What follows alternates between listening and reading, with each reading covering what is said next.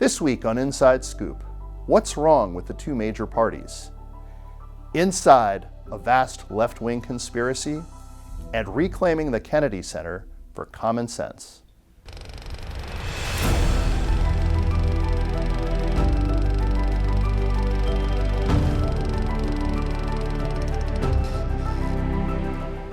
Welcome to Inside Scoop, where we talk about all the news that's fit to print in the Washington Examiner magazine.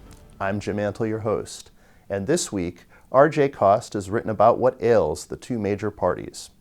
One of the few minor surprises of this year's off-year elections was Democrat Jay Jones winning the Virginia Attorney General's race by a solid 5-point margin. Now, you all know this was a hard-fought campaign. But at the end of the day, this election has never been about me or my opponent. It has always been about every single one of us and the future of Virginia.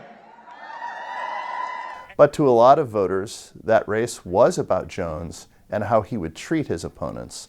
During the course of the campaign, some text messages were released that showed Jones fantasizing and even joking about the murder of political opponents, saying that they needed to feel that kind of pain and suffering to change some of their public policy views. This made many people think that he would be a bridge too far, even in a Democratic year, in a relatively blue state like Virginia. However, even in a climate of political violence, where we recently saw the murder of conservative political activist Charlie Kirk, allegedly by someone who is really immersed in this kind of online culture of left-wing anger, there still were enough Democrats willing to vote for this candidate to put him over the top. And even though polls showed him within the margin of error, and he was running against a Republican incumbent, it was still a fairly respectable win, although closer than most of the other races in the state that night. And of course, Jones isn't the only controversial Democrat who won in this year's off-year elections. Zohran Mamdani, the incoming mayor of New York City, certainly has some radical views about government. We will prove that there is no problem too large for government to solve and no concern too small for it to care about. That's a far cry from Ronald Reagan's catchphrase about the scariest words in the English language being, "I'm from the government and I'm here to help." To Mamdani, that is a form of affirmation. But even in a blue city like New York, there was a lot of resistance to having a socialist mayor. But at one time, a major city would not have been a place where a socialist could get elected in the first place. Certainly not with the large number of people who turned out to vote. So this does represent a certain radicalization of the Democratic Party. So there's anger among even fairly mainstream liberals that sometimes manifests itself at least in violent rhetoric and fantasies, if not actions. And then there's also a sort of radicalization where you're seeing socialists, people who describe themselves as socialists and are avowed socialists, who are now electable, viable members of the Democratic Party, and some would say maybe even the future of the party. But some of this owes itself to some failings of the Republican Party as well. President Trump, when he returned to office, moved quickly to fulfill a lot of his campaign promises, but one campaign promise that people don't really feel he's made enough progress on has to do with the economy and inflation. You have to understand, we've all suffered from the Biden prices, which were much higher than they are right now, but I'll be able to get them down even lower, or at least a little bit lower, possibly in some cases a lot lower. There are a number of voters who elected Trump hoping that he would immediately be able to restore the economic conditions of circa 2019, right before the pandemic. At that time, we had low unemployment, low inflation, respectable economic growth. Trump is trying to make some headway and I think recognizes that the affordability crisis is going to potentially be a real problem for Republicans in the midterm elections if there is no progress made. But inflation is a much tougher thing to deal with than other economic problems. Once inflation goes up, it has a cumulative effect. So even when inflation rates get down to a more manageable level, and it still is above the Federal Reserve's preferred inflation rate, prices don't necessarily go back down to where they were before inflation reached the 41-year high that it did under former President Joe Biden. So that many people will still feel that the cost of living is too high, even if under the Trump administration we can see inflation get back down to around 2%. However, because we have a two major party system and elections are really a binary choice, if voters are unhappy with what the incumbents are doing, and in this case it's the Republicans, a radicalized Democratic Party is their only alternative. So we cannot feel that we'll necessarily be safe from radicalized Democrats being elected simply because they're too radical for the broader electorate, as was the case in the 2024 election. Can Trump turn this around? Can Republicans improve their fortunes? What do you think? Comment down below. The resistance never sleeps. So I'm joined today by Washington Examiner investigations editor Sarah Bedford, who wrote our cover story this week, and it sort of deals with overarching dynamics on the left that stretch from views that are pretty commonly held by about half the country to really extreme, sort of shadowy groups. Welcome, Sarah. Hi, Jim. Thanks for having me.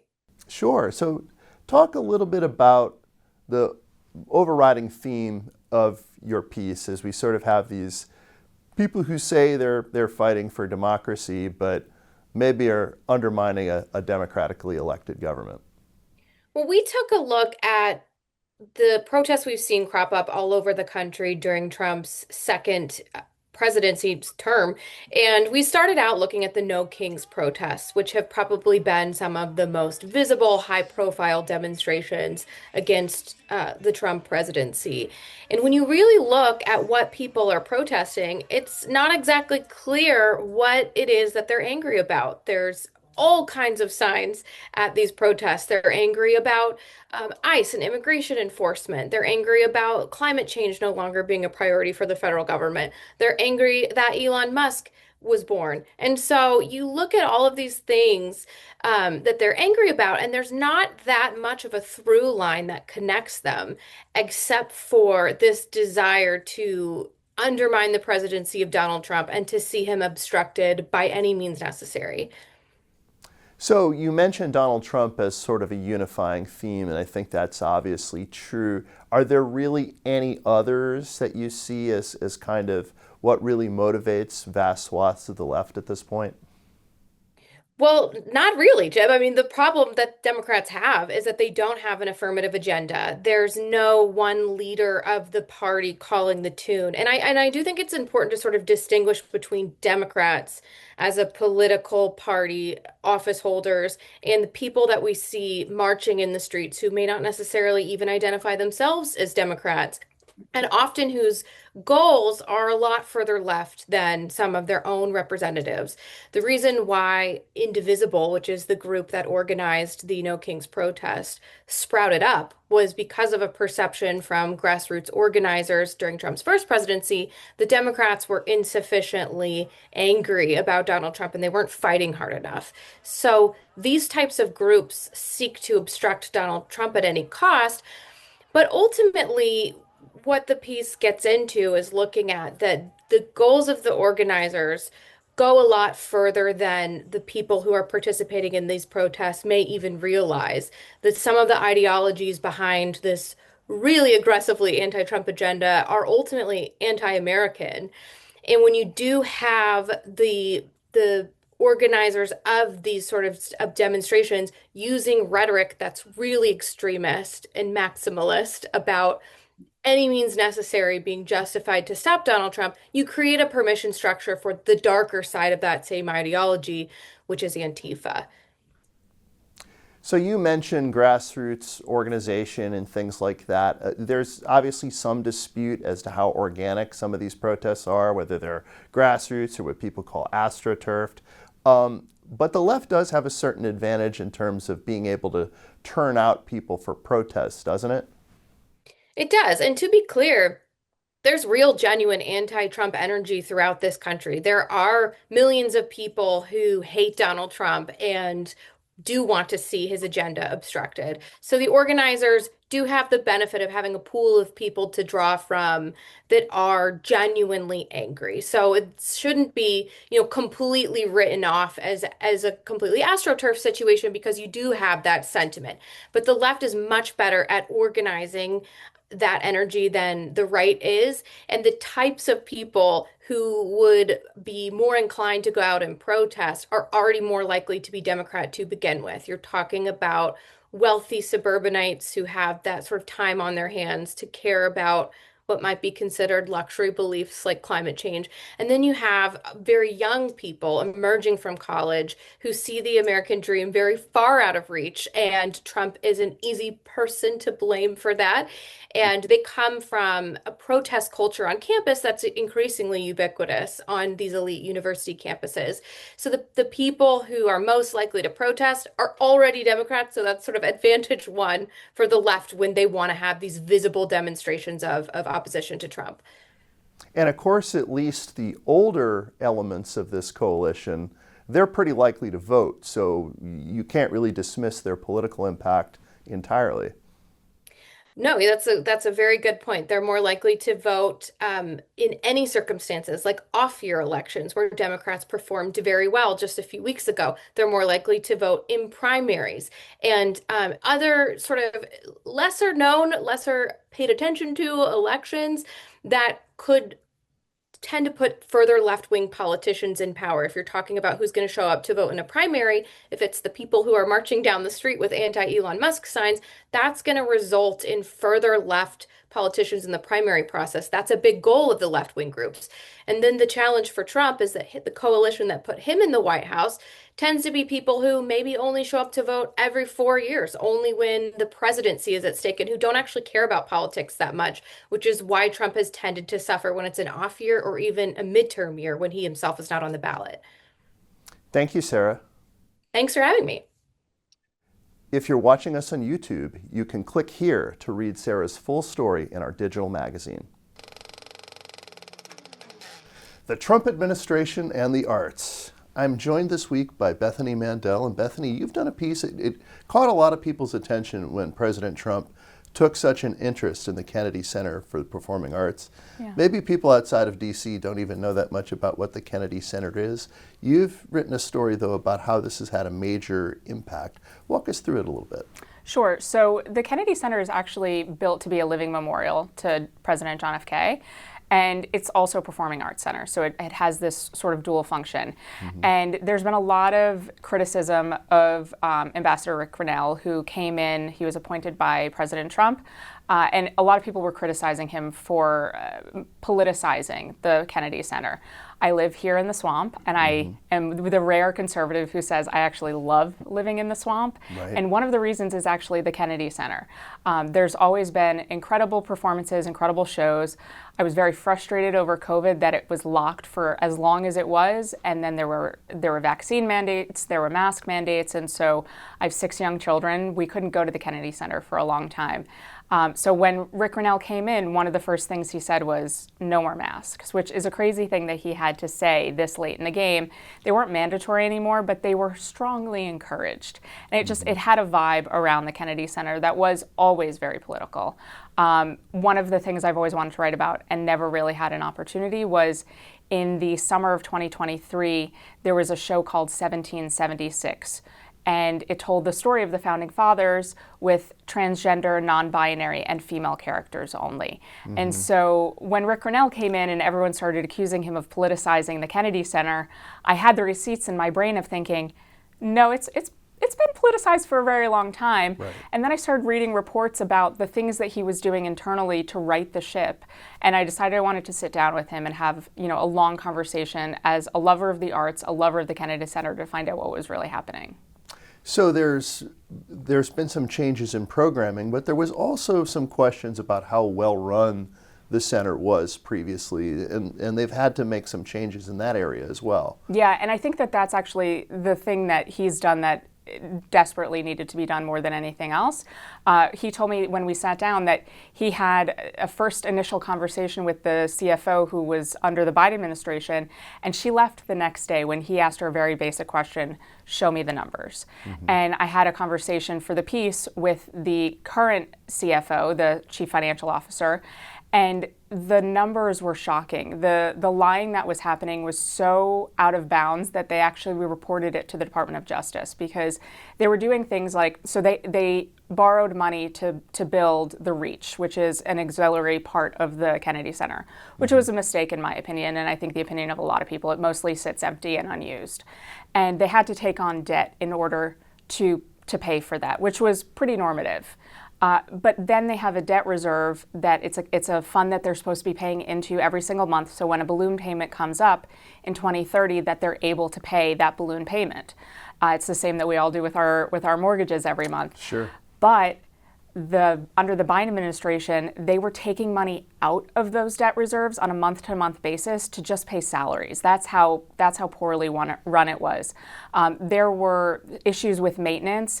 Because it's a living memorial to John F. Kennedy, they're able to ask for appropriations from Congress to keep up things like the HVAC and the heating and all of those things. And they weren't keeping up with that enough to even know what they were supposed to be requesting from Congress to allocate for the Kennedy Center. So he came in and first of all cleaned out those cobwebs and said, okay, what are the real numbers here? What are we doing? How much are we bringing in, and how much are we paying out in salaries? And that was a question that the previous CFO wasn't really able to answer him. And so that was sort of problem number one that he had to solve.